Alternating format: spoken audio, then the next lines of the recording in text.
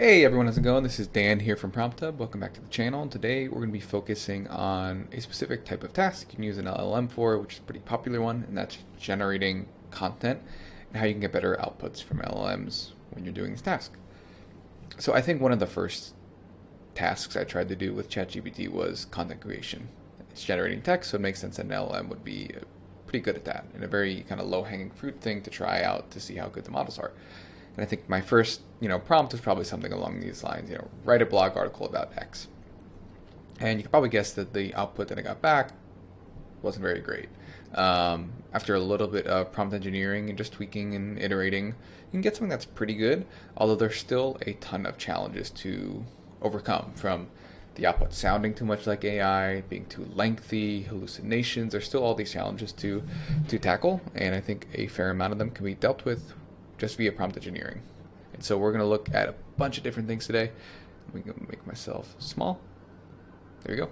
So we'll look at just some general principles, some more like patterns, so some higher level things you can do, some very specific advanced prompt engineering methods, a direct look at some of these challenges and solutions, which we'll build off of with the previous content, and then parameters and how to think about evaluating these outputs.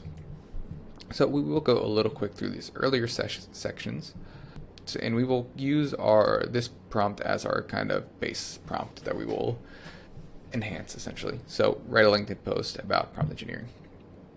So principle number one, this kind of goes for any type of task, but structure and clarity, giving some more clear directions about what you want this post to be about. So talking about the key benefits of prompt engineering and who it's aimed at. So we're aiming professionals in the AI industry. This will obviously be a very simple update to the prompt that will get you much better and more engaging outputs. Specificity and information, so being more specific about the output style. So we want 3 specific benefits and a real world example.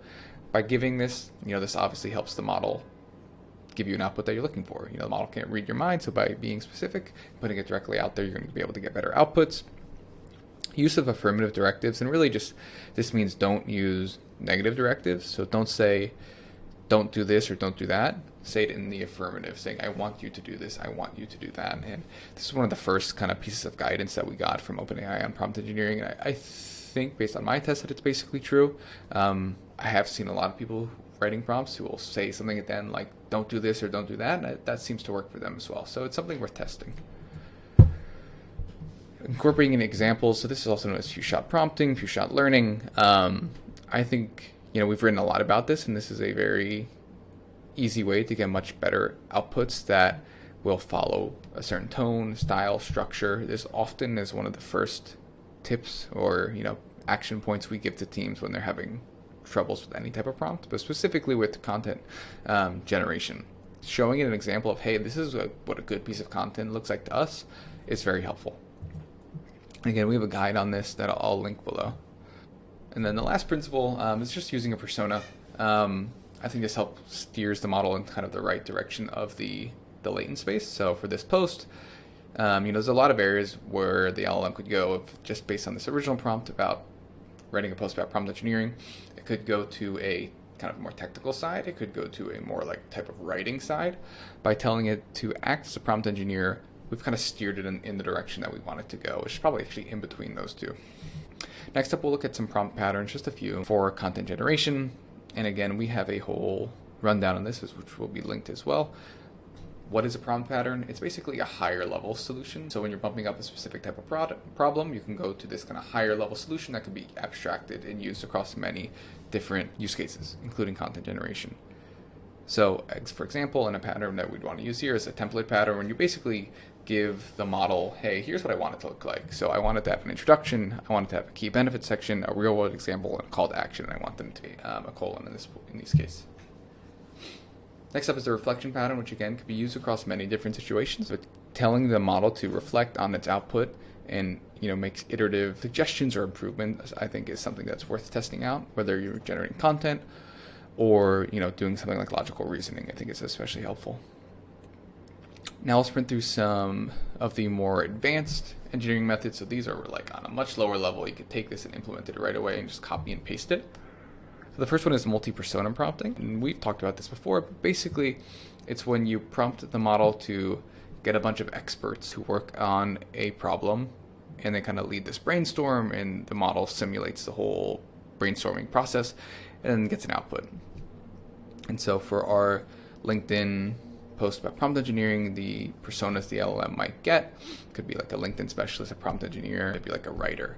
And then those three will all kind of collaborate together to get to a final input. And it helps via diverse perspectives by incorporating these different types of people in different roles. And I think the outputs become more engaging. In general, this one is just a really fun prompt to use and play with, because the LLM will output the whole brainstorming process. And this is available in PromptHub for free. And we'll next up is the according to prompting. Again, we've talked about this one a lot, but it's pretty straightforward. Essentially what you're doing is you add a little something onto the end of your prompt that says, get me this data according to, this source. So on the right here, we see an example. In what part of the digestive tube do you expect the initial digestion of starch? And then it gets a kind of short or maybe even wrong answer. And then it basically grounds it by saying according to Wikipedia. So it's telling the model where to go look for that information. So this can help reduce hallucinations, increasing in accuracy. So if you're pulling data from a certain source, pushing the model to go to that source is helpful. This will also, of course, increase the credibility as you increase the accuracy and reduce hallucinations. It's very straightforward. We have a template for it as well that you're free to try. A motion prompt, again, another example that can be used across many situations where accuracy is really the goal here. Essentially what it does is use emotional stimuli in your prompt to get better outputs from the LLM. And there's a great paper on this. We did a great rundown on it as well in terms of the different types of experiments they ran doing this, and they basically found continually 8, 10, 12% better outputs in terms of accuracy. And that is also a very short template, but available for free as well. And then last one, and maybe the most specific to content generation, is chain of density prompting. And what chain of density does is essentially it has the model write a summary, review that summary, see if there's anything missing, any major missing pieces, any entities missing from the summary, and to continually refine it a few times. And so it ensures the content is informative and succinct, so because it starts with a very short summary and iteratively adds to it in small pieces. And it's really focused around generating summaries. You could probably try it for other types of pieces of content, but it's definitely specifically meant for summaries based on the research paper. And you can try it out in PromptHub. You can see that this is generally what the prompt will look like. So you'll generate increasingly concise, entity-dense summaries, repeat these steps. All right, and so, we've talked with a bunch of teams all the time who are working on content generation problems they run into. Put in the 4 buckets, essentially: sounding too much like AI, being too lengthy, or the model just keeps going on and on, maintaining context and continuity, and then hallucinations. So for outputs that sound too much like AI, style anchoring, I think is a good solution here. So in your prompt, pointing it to a specific type of style of writing that you want to emulate. Could be your own. Using a persona, again, as we push it in the right direction of that latent space. Few shot prompting, again, I think is going to be your best bet here, by showing it, hey, here's an example, here are a few examples of how we sound, how we write.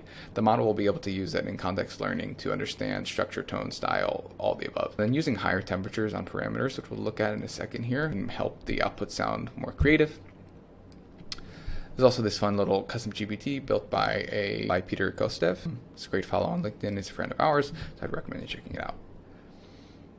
Outputs are too lengthy. Again, few shot prompting is going to be a really good example here, because it will see, okay, generally an output should be 1 to 2 sentences, or whatever that might be based on the examples you're sending.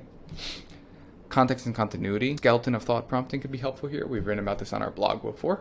Essentially what it does is creates an outline and then kind of fills in that outline, making sure a continuous information stream from one to the next by doing this in a piecemeal fashion. And then chain of density prompting, as we just looked at before, and few shot prompting. Handling hallucinations, we looked at according to prompting. You can do something where you implement a second LLM to do some fact checking, which can be helpful. There's a couple other prompt patterns that can be helpful here, which we'll link below. And the last one is, human in the loop. And this is really just depending on where you're using these prompts. Is it in a production environment? Then it might be might need that additional review. And then, so we'll look at some parameters here. We won't go too deep, just to hold for time. And we also just have 2 other posts about this that you can go deeper in for both Anthropic and probably the most important parameter to keep in mind is temperature. This influences how deterministic the model will be, or how creative it will be. Default value is 1 for both OpenAI and Anthropic. They have slightly different ranges. And this is something that you should really test. It will help with a lot of the extreme challenges and effects you can get from using LLMs to generate AI. And you'd be surprised how often, you're just kind of leaving to the default and you find like a little tweak here or there can really move the needle. Max tokens, again, we don't see it used too much. It determines the maximum length, the upper limit. So the LLM can stop before that, but it will not go above that. So if you have a problem with a model going on too long, or the content's just too long for what you're working on, you could work on tweaking this max tokens parameter. Frequency and presence penalties, we won't go too deep into this, but if you find that the model is repeating something that you don't want it to repeat, this would be a good use case of this parameter. And then here are a couple of example values which you can screenshot. We're going to move on. And lastly, we're going to look at a quick 5-step process to quickly evaluate these things. Evaluating content's challenging because there's no ground truth. There's no it's not a mathematical equation. There's no direct answer. But here are 5 steps that you can use. And it's not necessarily all chronological. You kind of need to loop back at times. But I think starting off with model selection is a good place to begin. And what you're looking to do is just get a general feel. Test across a bunch of different models. We have a bunch of tools in PromptHub that can help you do this to see generally tone, structure, style, which one is kind of, hitting the right mark at the right cost. Parameter tweaks, something I like to do in PromptHub especially is run a batch test with, maybe like 5 to 8 runs, use the same prompt across each and just vary the temperature for each one of them and see, which area do I want to be in, then zoom in on that, expand it with another batch. Then there's the actual prompt iteration. Once you have your model and your parameters set, then you can start working on the prompt. You always want to just isolate one of these things. So keep everything else stable, work on one thing. So iterating on prompt, this will probably be where you spend most of your time. And we of course have tools to help you with that as well. Then once you have the prompt working pretty good for whatever data you're passing through or trying to create, testing it with different data I think can be helpful. So passing through different data to write about in this case would be a good way to see, okay, did the prompt work just with that single case, or is it working on wider cases? And this will illuminate any edge cases you need to cover. And then I think it's really important to get your team involved. We see prompt engineering getting siloed a lot, and having just an extra set of eyes to review the prompts, look over the outputs, will usually help you find some low-hanging fruit of things to change and generally help you get better outputs. And of course, we have a bunch of collaborative features built in PromptHub for merge requests, commits, etc. It's a little bit longer today, so I hope that was helpful. If you have any questions, comments, feel free to drop them below. See ya.